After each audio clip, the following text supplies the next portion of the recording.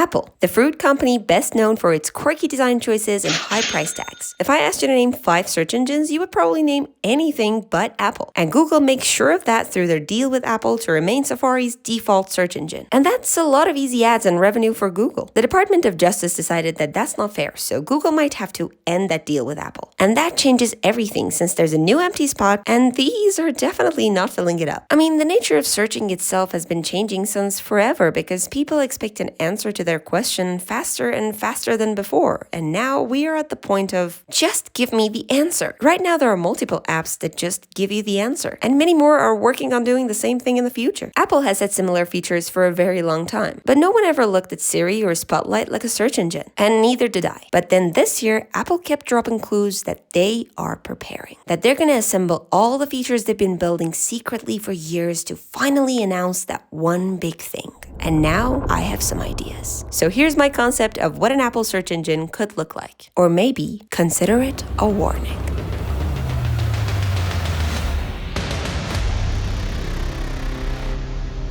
When Siri was first released in 2011 on iPhone 4S, it was a pretty astonishing AI assistant. It could show you the weather in a beautiful design or read you the stocks. They kept on improving its design for a long time. Siri could perform the few basic commands it had pretty well. Unfortunately, that didn't last very long and it started to get dumbed down. But as much of a disappointing assistant it is right now, it's growing as a search engine. Let me show you. Best potato recipes. It finds and lists a few results from the web. Interesting, but nothing special. Another one. List Willem Dafoe movies. It pulls up some movies, and if I click on any of them, I can see information from the Apple TV app. Okay, Siri, show me some images of old iMacs. Great, I can view any image I want. And finally, Siri, how did Bruce Wayne become Batman? You get this type of box titled Siri Knowledge, which is like a quick answer to your question from the web. All of these are things that a search engine does. But again, it's all not that impressive. So why am I saying that it's growing as a search engine? Well, all of this was only up until the previous iOS or macOS update. In the newest update, this is what comes up when you search for an actor's movies. Every movies page has streaming options, cast information, movie facts, images, and links to reviews and so on. And now the actor's profile has some basic information, full list of movies, news, more facts, images, links, and even related people. Like a tree of knowledge that never ends. Sound familiar? So there you have it, a search engine UI, and now there's even a way to type to Siri easily by tapping on the home button, which is suspiciously similar to how Google's been doing Google Assistant and Gemini. But wait. Typing to Siri is nothing new. Since 2017, buried deep within accessibility settings, there was an option to type to Siri. You could hold the side button and just search the web. But now, with their new marketing, everyone wants to try to type to Siri. Very smooth, Apple. Very smart. But the looks aside, how does Siri function? Does it get its results from Google? Well, not really. It uses a web crawler called Apple-bot, released in 2015. It crawls the web and finds the most relevant results, just like Google's crawler. I actually tried using it as my main search engine for a while, and well, it was fine. I could press the spacebar on web results to see a website without opening a browser, or press the spacebar on images to get a quick preview, or occasionally get an actually helpful knowledge box. So let's try some improvements. First of all, on mobile, instead of just showing a few web results, make it at least 5, with the option to load even more. But that's not enough, because I still have to visit the websites. Google's advantage is this featured snippet that appears most of the time, even for extremely technical questions, so I don't have to visit a link. Siri's knowledge boxes are similar but limited and kinda dumb. Like, it tells me how exactly to start a formal email, but it doesn't know what an orange is. If Siri Knowledge could find the most relevant answer to a question, and not just from one, but different websites, that would give it an advantage over Google. But apps like Arc Search already do that. So we need to up our game by adding all these other types of boxes like knowledge graphs, or the latest news from the news app. All of this information could be available to you with one tap. But wait, there's something even better than Siri, with so much more potential.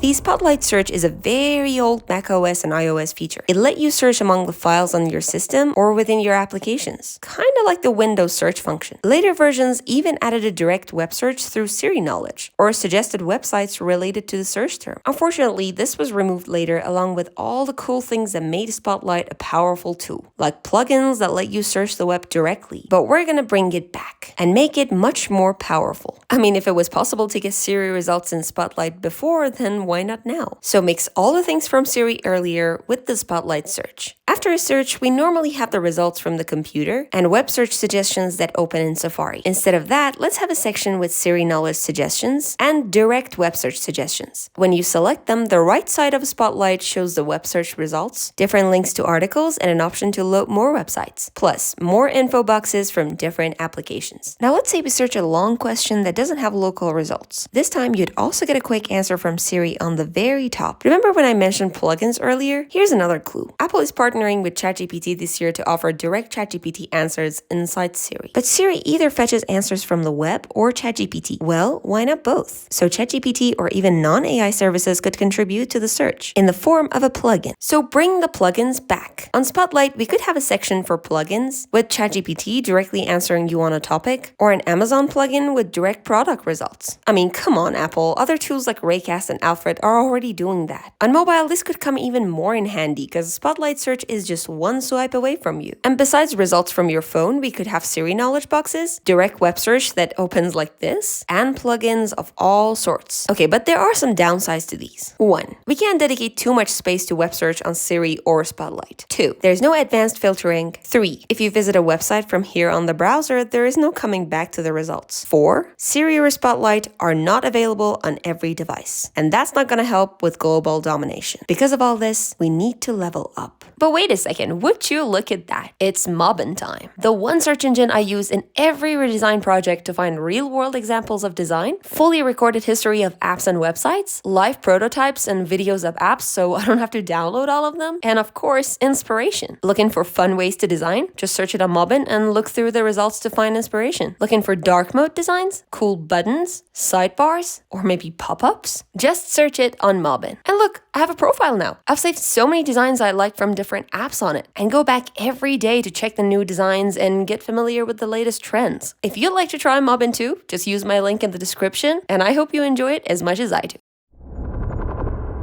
The new Siri and Spotlight capture the main idea pretty well, which is getting answers quickly. But they're mostly responsible for other things. What if they were a part of a bigger thing? The Apple search engine. So let's see, what do we want from a simple search engine? To be available fast, to be easy to use, to find the most relevant information, and to categorize the sources properly. So let's design it based on these factors. When you have a question, all you want is a search bar to put in the damn question and get going. Then you want to filter out different types of content, like images, news, and so on. You also want to see at least one quick answer, and that is achievable through Siri knowledge boxes and knowledge graphs. Now, if we search for Pitbull, what result do we want to get? If it shows a singer, we might be looking for the dog. So we gotta go back up and add the dog to our search. And that's too robotic. And we are humans. So let's include both results. And if we need the full search results on Pitbull the dog, it'll just take us one click. But this is still a little too much. Let's see if we can make it easier. I'm gonna search something else. How about Keanu Reeves? This time we'll add a quick Siri answer on the very top, and then some suggestions down here that take you straight to the category you're looking for. This whole thing might just be another website on non-Apple devices, but on Apple devices, it could be built into Safari. If Apple set their own search engine as default, then you could search directly in the address bar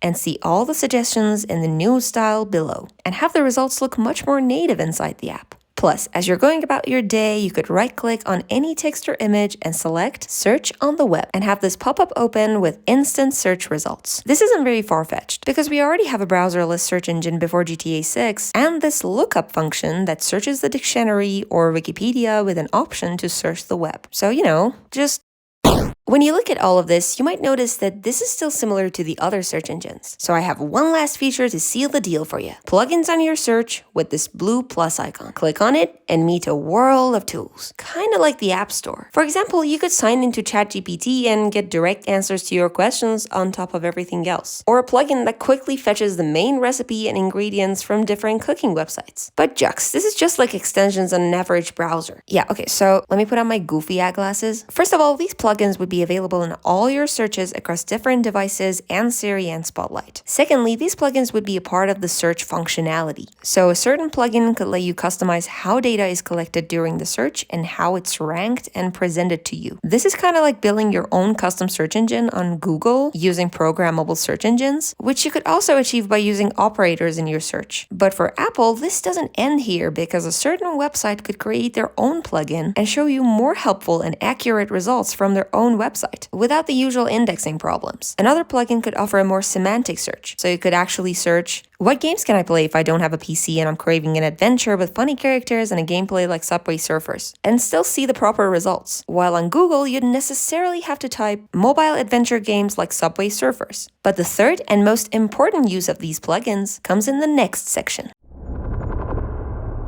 Recently, Apple announced Apple Intelligence, a whole system of AI features built into the Apple devices. Apple also considers it a new era for Siri, where they're supposedly making it smarter and more knowledgeable on your context. Like show me the files June sent me last week, or search for certain moments and pictures and videos, or when does my mom's flight arrive. Seeing these, I felt a bit spooked. I also saw this an opportunity to make our Apple search engine even scarier. What if the plugins for the search engine also included Apple apps or information from your iCloud? So if you plugged in your calendar to the search engine, you could search, can I go to Disneyland next week? No, you can't go to Disneyland next week because you have 2 meetings and a family lunch. This isn't going to put your information on the internet because the Apple Intelligence AI models process your information privately and then match them with results. And since these AI models can train on your data privately, then I assume you could train them on anything. Like if you plug in your resume, it could look around the internet to find relevant jobs for you. Or if you had a large data file, it could search only your database and answer you based on it. Okay, no, that one was a joke. Actually, that's way too helpful to be creepy. As this model learns about you, it can give you a personalized search experience. So your search results could look like a complete set of answers from the web, actions from your own apps, and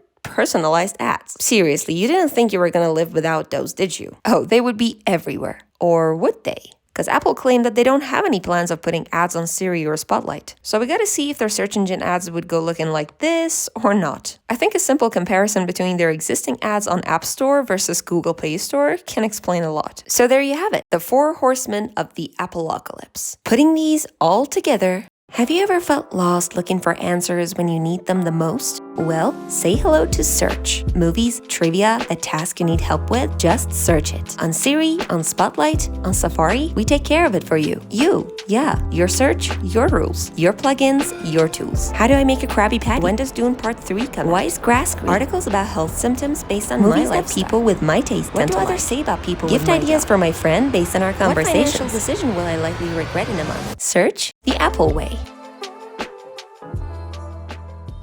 So, what do you think of this concept? Let me know in the comments. Well, that's all for this video. If you liked it, make sure you do your magic down below, and see you on the next one.